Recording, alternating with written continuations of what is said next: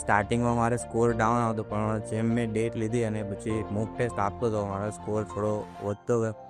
મારું નામ કુંજ પરેશ કુમાર સુવાગ્યા છે અને મેં સ્કાય હેવન ઇમિગ્રેશન જો અમારા આઈએલ્સના કોચિંગ માટે અને અમારું ઇંગ્લિશ બેટર કરવા માટે મેં જોઈન કર્યું હતું. અને અમારું રાઇટિંગ બહુ જ ખરાબ હતું, પણ જેમ જેમ પ્રેક્ટિસ કરતો હતો, રોજ એસે ચેક કરાવતો તો એમાં મને ઇમ્પ્રુવમેન્ટ પોઈન્ટ આપતા. એ ઇમ્પ્રુવમેન્ટ પોઈન્ટથી મને ઘણો ફાયદો થયો અને મેં એમાં 6 બેન્ડ અચીવ કર્યો, જે મને ધાર્યા બહાર હતું પણ હું અચીવ કરી શક્યો.